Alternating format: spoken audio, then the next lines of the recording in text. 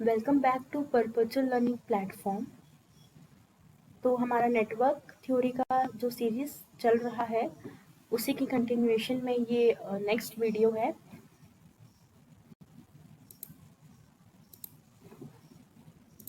पिछले वीडियो में हमने बेसिक्स ऑफ नेटवर्क एनालिसिस के इंट्रोडक्शन ऑफ इलेक्ट्रिकल सर्किट और बेसिक इलेक्ट्रिकल क्वांटिटीज जैसे कि चार्ज और करंट को डिस्कस किया था। आज हम इस वीडियो में रिमेनिंग इलेक्ट्रिकल क्वांटिटीज और बेसिक सर्किट एलिमेंट्स को डिस्कस करेंगे। तो आइए वीडियो स्टार्ट करते हैं।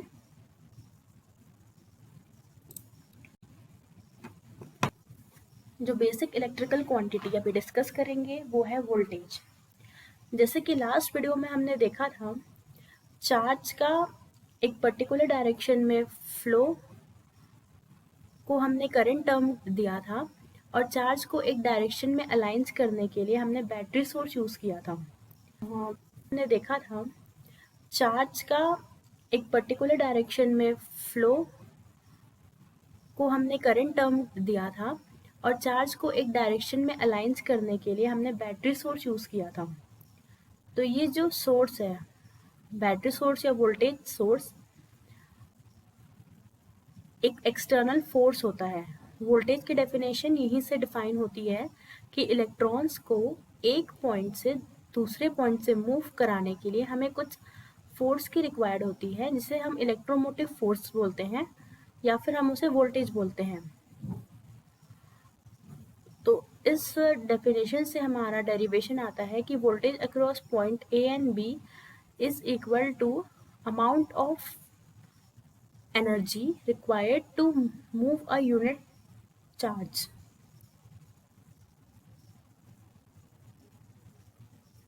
वोल्टेज की यूनिट्स जो होती है वो वोल्ट में होती है या फिर joules per coulomb. Voltage equation में पोलैरिटी का बहुत अधिक महत्व होता है और हम जानते हैं कि करंट हमेशा हायर पोटेंशियल पॉइंट से लोअर पोटेंशियल पॉइंट में मूव होता है। तो इस वजह से अगर हम इस वोल्टेज सोर्स का polarity देखेंगे तो since current is moving from higher potential to lower potential and voltage at point A is at higher potential than voltage at point B, therefore the polarity of this voltage source can be written as VAB. Similarly,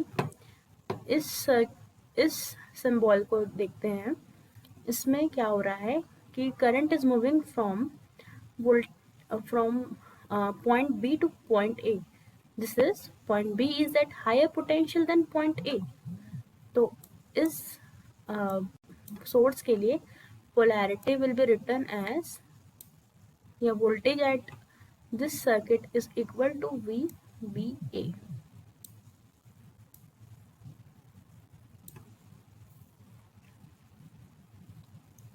जब एक charge को हम electric field में रखते हैं तो charge क्या होता है, वो बैटरी या फिर वो इलेक्ट्रिक फील्ड की तरह एक्सेलरेट होता है। जैसे कि अगर कोई मास है वो ग्रेविटेशनल फील्ड की डायरेक्शन में एक्सेलरेट होता है। Energy gain from moving a particle from point 1 to point 2 will be defined as charge into difference of potential at that point. Therefore, energy gain in moving a particle from point 1 to point 2 will be written as energy is equal to charge into potential difference at that point. Next topic है power and energy. Elementary physics से हम जानते हैं कि power जो होता है वो टाइम रेट होता है एनर्जी चेंज का, और पावर की यूनिट होती है वॉट्स में। Power can be defined as time rate of change of energy measured in watts.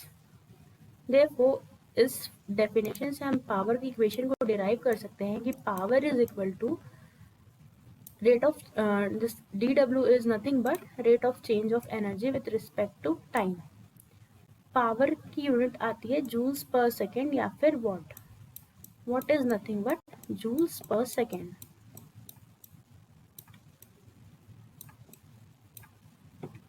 Now this change of time को हम ऐसे लिख सकते हैं कि power is equal to change of energy per unit charge into change of charge per unit time।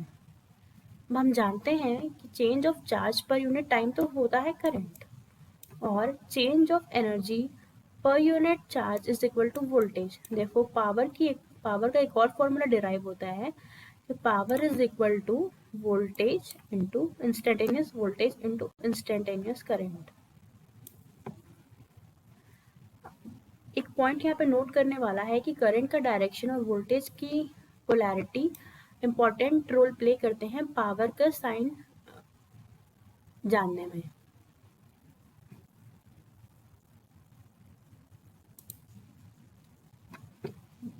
Power की polarity देखते हैं। तो इस एलिमेंट में current always flows from higher potential to lower potential.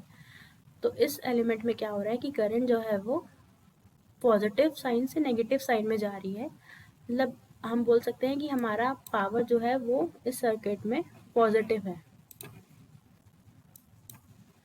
इस सर्किट में हमारी करंट जो है वो फ्लो हो रही है और वोल्टेज का यहाँ पे पोलैरिटी रिवर्स हो गया है। तो इसमें क्या बोल सकते हैं, पावर जो है वो माइनस ऑफ V इंटू आई है, मतलब पावर यहाँ पे है negative.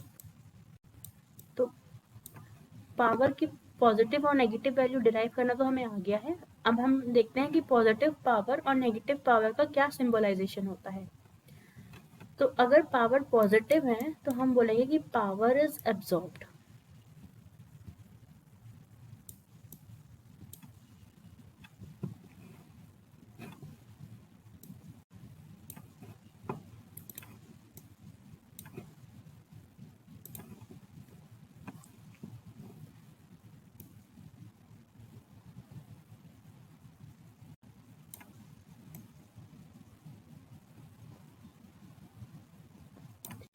Positive power means power is absorbed, and if power is negative then it means power is delivered or released.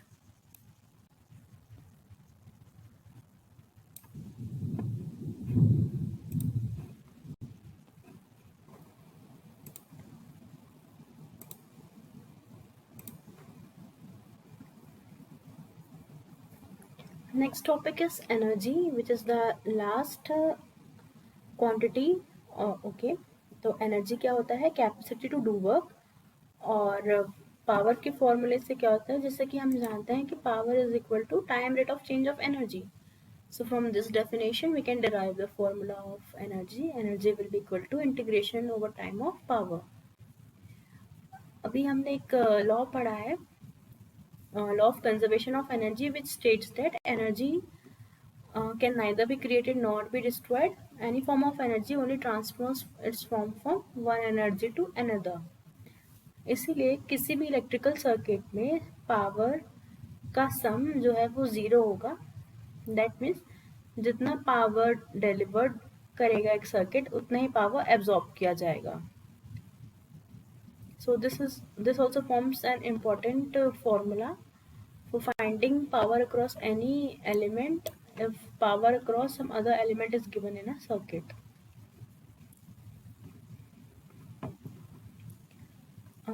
Next हम पढ़ेंगे circuit elements.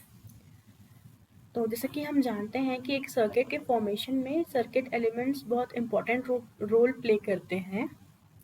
Circuit elements are basically of two types, active and passive. Active elements are those elements which can deliver energy for infinite or finite time of period, and passive elements are the elements which cannot generate energy, or either I can say they absorb energy. Active element का अगर example की बात करें तो all type of sources, either it is a voltage source और a current source, they are a type of active element. या फिर जैसे हमारा बैटरी हो गया या जनरेटर हो गया, they are active elements. And passive elements are those elements which absorb energy, that is resistor, inductor and capacitor. तो इस लेक्चर में हम पैसिव एलिमेंट्स को डिस्कस करेंगे। हम बेसिक सर्किट एलिमेंट्स और सोर्सेस को डिस्कस करेंगे. Thank you for watching this video and stay tuned up to perpetual learning.